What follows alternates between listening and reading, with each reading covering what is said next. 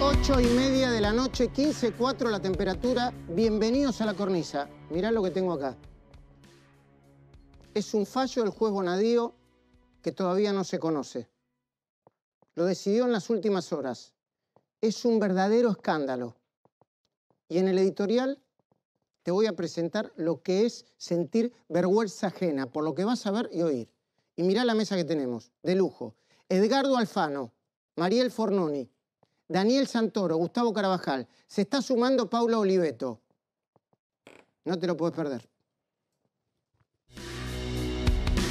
20:46, 15:04 la temperatura. Detrás de la pantalla tenés una palabra bien grande que se llama vergüenza. Y el título del comentario de hoy es vergüenza ajena. Y cuando yo te cuente lo que veo y lo que escucho y lo que vos ves y escuchás, te va a dar vergüenza ajena. Pero antes de hablar de la vergüenza ajena, te quiero dar una información de último momento. Porque si bien el editorial tiene que ver con la vergüenza ajena que me produjo la miserable utilización política del suicidio del jubilado en Mar del Plata por parte de pobres tipos y tipas que pretendieron sacar una pequeña ventaja electoral de semejante desgracia, antes quiero darte esta información de último momento que va a hacer mucho ruido y que seguramente va a estar en los principales portales y en los diarios de mañana. El juez Bonadío acaba de sobreseer a Carrió, a Stolbizer, a su asesora Silvina Martínez y el titular de la AFIP, Alberto Abad. ¿Sabés de qué los habían acusado? Muy grave esto, ¿eh? Muy grave la acusación. Los habían acusado de extraer de manera ilegal información secreta de la AFIP para después usarla en causas judiciales. Esto es violar la ley. Pero Bonadío no solo sobreseyó a Carrió, Stolbizer, a Abad, a Castañola, a un montón de funcionarios de la AFIP. Fue más allá. No solamente los sobreseyó, sino que después de investigar, después de pedir testimonios, afirmó que la maniobra irregular de la AFIP había existido, pero que sus responsables no estaban en esta administración, sino en el gobierno anterior. Acá tengo una mesa de lujo para conversar sobre esos temas, ¿eh? Gustavo Carabajal para hablar de la salada, Daniel Santoro para hablar de todo, también de esto. Sigue las causas judiciales como pocos. Paula Oliveto para hablar de la salada, de las inspecciones y de cómo están los casinos de Cristóbal López. Edgardo Alfano, por primera vez acá en La Cornisa para analizar la política. Y Mariel Fornoni para hablar de las encuestas que yo le diría al gobierno que empiecen a cambiar la estrategia de la polarización, ¿eh? Porque parece que muy bien no les está yendo. Pero escuchen esto, quiero volver al tema. Bonadío, en su dictamen, acusó a Ricardo Echegaray y la expresidenta Kirchner de haber montado una sección especial para reunir carpetas de información secreta y confidencial de contribuyentes, aunque esos contribuyentes no estuvieran bajo investigación administrativa o judicial. Daniel, buenas noches. ¿Cómo va? Se entiende lo que se quiere decir con este dictamen, ¿no? Sí, yo creo que es muy fuerte, sobre todo en cuanto a esto, que había una sección especial que era la que perseguía a los directores de cine, a aquel martillero que una vez dijo que no había dólares en el mercado, a periodistas, digamos, la persecución no era solamente a través de la CIDE, sino era creándole falsas denuncias de evasión impositiva a aquellos que tienen una voz disidente con el gobierno de Cristina Kirchner, ¿no? Bueno, esto es gravísimo.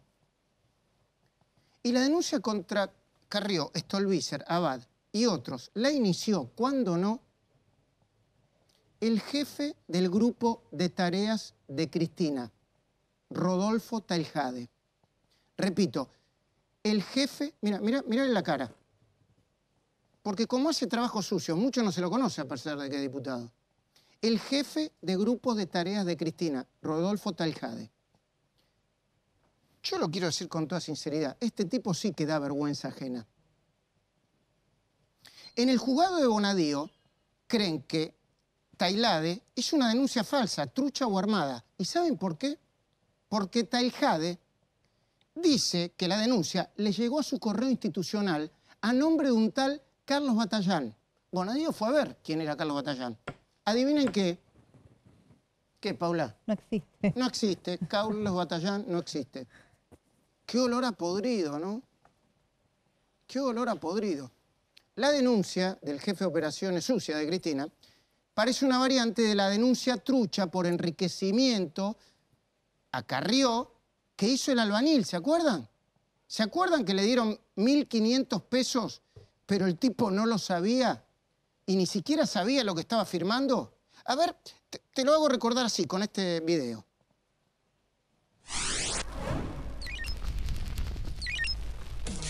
Lilita, a mí lo que me sorprende de esta persona que le hizo la denuncia, que creo que no, que yo creo que es inocente esa persona que...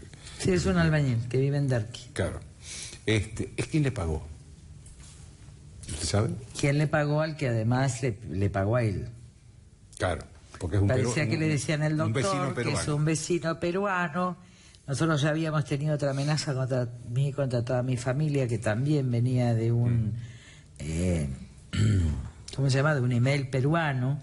Y el hombre es un pobre albañil. Yo le pido a todo el mundo que le dé protección a alguien, porque finalmente este hombre dice que le dijo a Rafecas, yo no sabía nada, en realidad me enteré por periodistas, que le había dicho a Rafecas que en realidad un amigo del fútbol le había pagado 1.500 pesos para que salga de testigo en una causa de él. Y él firmó. Cuando lo citan y ve que es una causa contra mí, entonces él dice, no, se presenta a ratificar. Claro. Después lo mandan a decir que va a ir otro día a ratificar y después, como él se niega a ratificar, en el mismo momento este otro personaje que tiene vinculaciones con la CIDE. Un abogado. Sí, es un abogado y tiene vinculaciones con la CIDE, es el que hace exacta la denuncia. Sí, es una copia de en la realidad denuncia. buscando el juez. Qué oscuro todo, qué olor a podrido que tiene todo. Tal Jade, que fue espía de la AFI cuando el jefe era Oscar Parrilli, denunció, esta es la denuncia original, que a su correo llegó información sensible sobre una decena de personas influyentes, desde el presidente de la Corte hasta la esposa de Macri, desde jueces como Ariel Lijo, Julián Ercolini, el propio Bonadío, el secretario de Finanzas, Luis Caputo, el primo del presidente, Ángelo Calcaterra. En el juzgado creen, Bonadío tiene muchos años de experiencia, que son las típicas falsas denuncias de los servicios. Denuncias berretas falsas destinadas a ensuciar gente. Cada vez está más claro que Tal Jade es el jefe del grupo de tareas de Cristina, que lo usa para ensuciar gente, sin pruebas ni argumentos. En las escuchas de la expresidenta con Parrilli, en una de las escuchas, ella le dice precisamente a Parrilli, de manera textual, refiriéndose a Margarita Stolbizer: habla con Rodolfo, Tailade, con El Cuervo, Larroque, con Teresa Parodi, que salgan a pegarle todos a esa hija de puta. Delincuente, gorda delincuente, que no puede explicar de qué vive, ¿viste? Y a insistir mucho en eso, sigue diciendo Cristina. No solamente tenemos que explicar nosotros, que explique ella, que salgan a explicar ellos. Esto no lo inventé, ¿eh? Son textuales de Cristina en una escucha judicial. Digo porque hay 2 o 3 papanatas que en una radio están diciendo Majul es el rey de las escuchas judiciales. No somos como ustedes, somos distintos a ustedes. Trabajamos en el marco de la ley, a fondo, pero en el marco de la ley. Y lo que en este caso me da vergüenza ajena es que Tal Jade, además de jefe de operaciones sucias de Cristina, es miembro del Consejo de la Magistratura. ¿Entienden, no? Miembro del Consejo. Que este impresentable tiene el poder de bajarle o subirle el pulgar a un juez de la nación. ¿Viste que vos pedís justicia? Mira, acá está Daniel Santoro. Después te voy a contar lo que ha laburado Daniel Santoro. Ahora se confirmó que Menem fue condenado a 7 años por el contrabando de armas de Ecuador y Croacia. ¿Y saben quién fue el primer periodista que lo denunció? Daniel Santoro. ¿Y saben qué va a pasar? Bueno, ahora les cuento qué va a pasar con Menem. Por eso me da vergüenza ajena. Pero vuelvo a Tal Jade. Tal Jade fue el principal protector de Eduardo Fleiler, el camarista al que no le cierran los números de su patrimonio.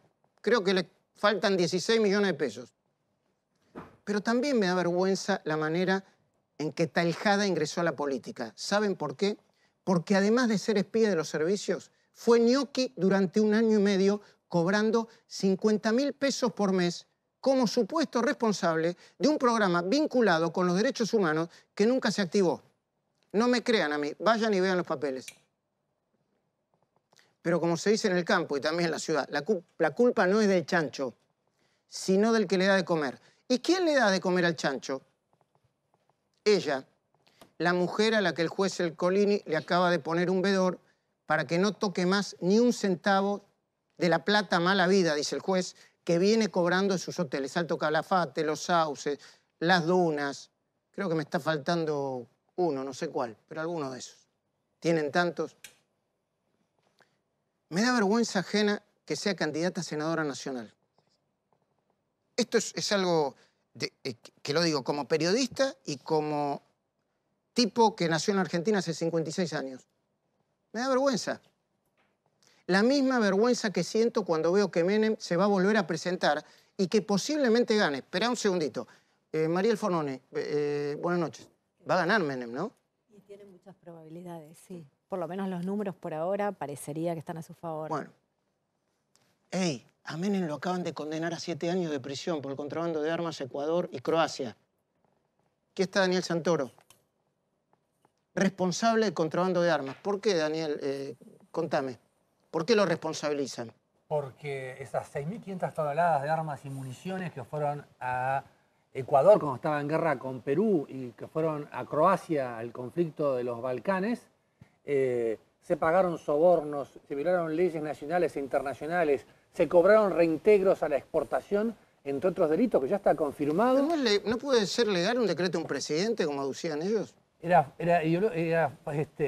ideológicamente falso, porque decía que los decretos, que las armas iban a ir a Panamá y a otro país que no era el destino realmente final, sino que era Venezuela. Panamá y Venezuela eran los destinos falsos de esa cantidad enorme de armas que salieron durante la época de Menem. Condenado a 7 años. Por eso vamos a analizar la política, pero de verdad con Edgardo Alfano, ¿eh? Ahora, quien agradezco mucho que haya venido acá. ¿Cómo crees que nos sentimos nosotros después de investigar, denunciar y comprobar que los culpables andan sueltos y riéndose en tu propia cara? A mí de verdad me da vergüenza ajena que Cristina se dé el lujo de representar a un montón de gente que cree en ella. Yo no me meto con la gente, ¿eh?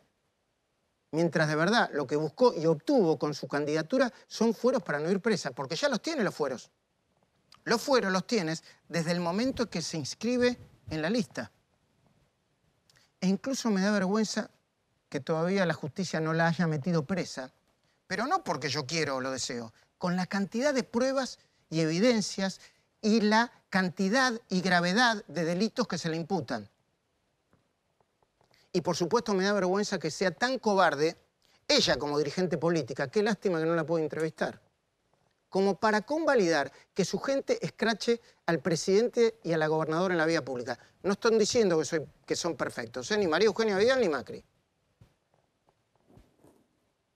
Pero convalidar el escrache en la vía pública, ¿cómo hubiera reaccionado ella si la escrachada hubiese sido ella?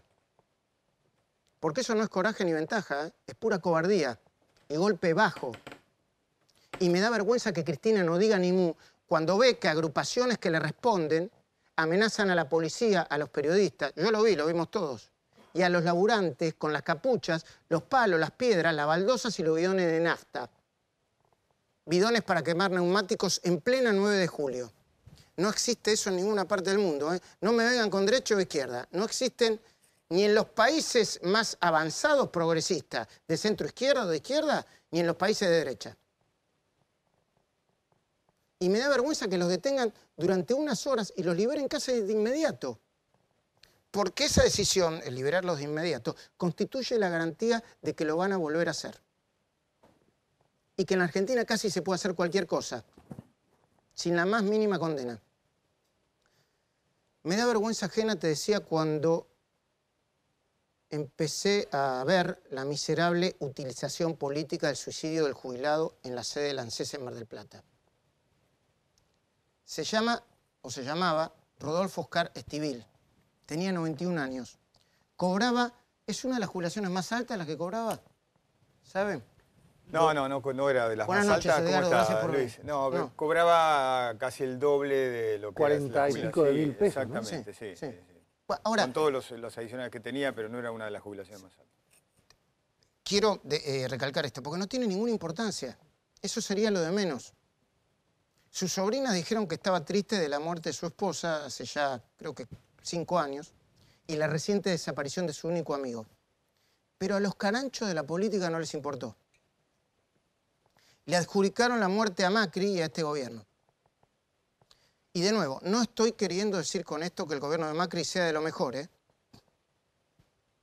A ver, tengo algunos tuits para mostrar, parémonos un segundo, tengo algunos tuits para mostrar de lo que escribieron algunos de los caranchos de la política. A ver, Gabriel Mariotto. Ajuste, represión y sufrimiento. El 2001 ya llegó con la muerte del jubilado. Qué atorrante, Mariotto, ¿no? Un día vino acá, hizo el chiste, le afanaron la pelota a un chico, hacía chistes. Qué atorrante, qué carancho, ¿no? Mirta Tunis, me extraña lo de Mirta Tunis. Mis más profundas condolencias a la familia de Rodolfo Estudil. Es inadmisible la situación que están viviendo nuestros jubilados hoy. Bueno, yo de Mirta no, por supuesto que no la adjudico ninguna mala intención porque la conozco hace muchos años, pero hay que chequear la información. No hay que apurarse a conseguir el voto. Y debe haber varios, ¿no? Anda pasándolos por ahí. ¿Quién es? Ah, Leonardo Fabre, un sindicalista vinculado con la ANSES. Se pegó un tiro un jubilado en la ANSES de Mar del Plata. Macri y sus políticas es el responsable. ¡Wow! Bueno, pero de nuevo te digo, esto no es en defensa del gobierno de Macri, ¿eh? Yo, por ejemplo, hablando del gobierno de Macri, todavía no me explico cómo no le pidieron la renuncia a Guillermo Badino, el funcionario que justificó la eliminación fulminante del cobro de 70.000 pensiones por invalidez, con el argumento de que un ciudadano con síndrome de Down puede trabajar como cualquiera. De verdad, yo no pido nunca la renuncia de nadie, pero Badino no resiste el menor análisis. Si es capaz, después hacer un recorte tipo planilla de Excel, de explicarlo de esa manera, que se vaya. Y de veras que se vaya, ¿eh? Todavía está tiempo de irse.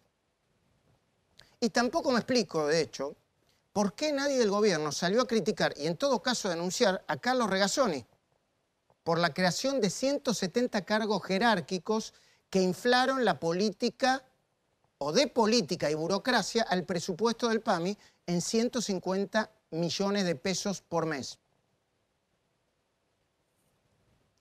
Pero esto no los exime a los que escribieron y dijeron algunos de estos caranchos, ¿eh?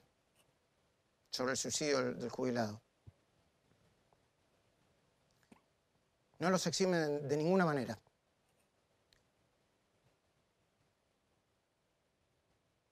Pero no solamente estos miserables me dan vergüenza ajena.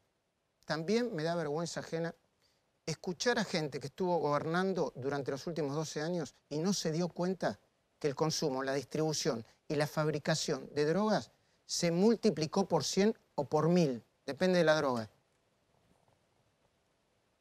Me da vergüenza ajena ver la droga que se secuestró en la 1114 y la que se consume, compra y vende todos los días a lo largo y a lo ancho del país. Acá Gustavo Carabajal en La Cornisa estuvo discutiendo una vez con Bernie, porque Bernie, creo que Aníbal Fernández, decían que no, la Argentina, lugar de paso, un toquecito, ¿no, Gustavo? Sí, pero ya Argentina dejó hace mucho dejar de ser lugar de paso para convertirse en un lugar donde se consume de todo.